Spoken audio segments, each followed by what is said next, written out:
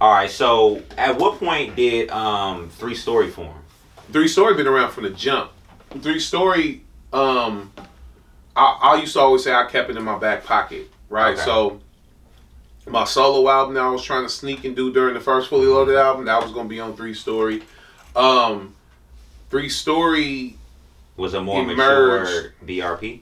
Yeah, 3 Story was like 3 Story came from JT. I didn't know what JT was doing. BRP was Big Rich Productions because GOP was Get Low Productions, right? Then 3 Story Entertainment was the first one because JT created something called Straight Out the Lab Entertainment, and he was just doing he was just adjusting his business. He was just starting a new company for business purposes. I didn't know what he was doing it, so I just copied him. Yeah. Right? I'd be like, all right, 3 Story Entertainment, nigga. Like, you know what I mean? That's when everybody was the executive producer. Yes, nigga. And I only started 3 Story because JT started Straight Out the Lab Entertainment. And then as the Big Rich Production shit didn't make sense anymore because you wasn't a production. Yeah, so boom, then 3 Story just kind of took over. And that shit, the first, it's a secret album that nobody has ever heard, really. Me and Devo did like a Scooby Boo album with Mr. C from KPLO.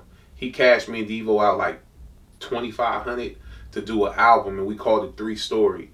And it was like it got. I remember that. Yeah, it got like a classic record with me, your boy. This is like your boy early days. Yeah, I actually remember that. And it was like me, me, Bailey, Devo, and your boy, or some shit like that. But Black 3 Story cover and shit. Yep, exactly. And we had those puff coats on, those bomber coats with our name on it. Yeah. And we did that, and it was starting to bubble, but that was like after the Done Deal family out. It was like when Done Deal was starting to dissolve a little bit, and niggas knew that we had to kind of go solo. But me and Devo had kind of turned into like a 2-man tandem at that time. Got it. Because I don't think I was ready to go solo, so we was working on Devo solo tape first. I was kind of just like trying to get prepared to go solo. Trying to figure it out. It was a transition time. Yeah. So what was said? I think we probably jumping a lot of shit, but what was said between you and Chuck to be like, all right, let's do this mixtape with the Demolition Men? Chuck knew What did nothing that about conversation go? Chuck knew nothing about it, and if he would have known about it, he probably would have talked me out of it. I was a defiant ass artist, bro. I was extremely defiant. This is the first time I ever said it too. I text Chuck about a week ago and like wrote him like a letter. You feel me? And literally apologized to him like 1,000% about everything I did wrong. Because I used Chuck. I never thought I used Chuck as an excuse until I grew up and thought about it. Like I blame Chuck for everything that went wrong.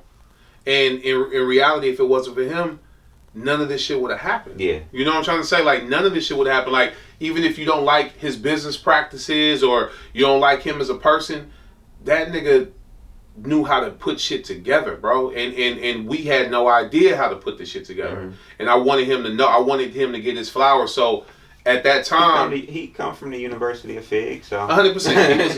He was with Fig in the office learning how to Scooby Boo. But the nigga, but the thing about it though is I had That's the Business. That's the Business was in the last session of Block Tested Hood Approved. We was waiting on EASki to send us some beats, not knowing that he was cooking up that whole 3-way thing with So Hood. Not Shock the Party, Hell Yeah, and That's the Business. He was cooking those 3 up. One other one too. Yeah, it was. And he was cooking up this whole. He had the idea for the radio, right? Yeah, he had the idea for the radio. I'm gonna give all the Frisco niggas these beats. Yeah. He gave Forte one too. All the way live from the 4 and 5. That was the 4th one. And he was gonna line us up and have the radio play all our shit in the mix back to back. It was all his genius thing, but I didn't know. He sent me the beat. I didn't really know how to make a single at that time, so I was fucking around. It was me, Devo, and Danielle in the session at D-Wiz spot in Berkeley. Like, Rich, Chuck said, and Maul was there too. Chuck was like, get this song done before the end of the day. You feel me? I'm like, fuck. So I had some verses. That's why the song, if you listen to it, I say like 18 times on the song. Because I didn't know the rhythm of my verses yet. So I was like, some to try to get the timing right, because I had to hurry up and lay it down. I had like 30 minutes.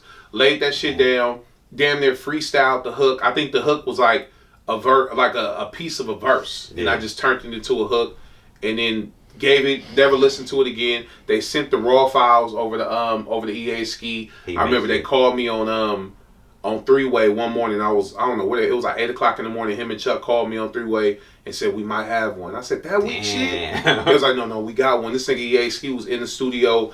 Through the phones, you heard him EQing the beat and was sounding crazy. Like the original beat, incredible mix song, bro. The original did not sound nothing like that as far as sonically, like the bass, the clarity. It didn't sound like that. He EQing it over the phone, and you hear the difference through the phone.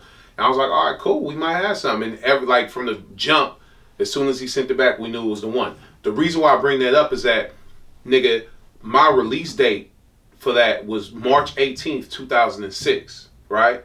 For the album? For that song. Oh, okay, yeah, that was my night. Nigga, I remember I don't know, I was somewhere and I was in the truck. Everybody was at the radio, like we playing it at 8 o'clock tonight. I turned on the motherfucking radio, bro. Somebody from the Wolfpack's camp delivered Vans to Von earlier that day. Right? So nigga, Von playing that motherfucking song from when he came on air at 6 o'clock. Back to back to back, all the way leading up to my shit. And my shit, I think he ran it like 8:30. He didn't mean to. It wasn't deliberate. It's just that song blew up. It was like, nigga, it went viral. It went viral. It went viral before viral existed. It went crazy.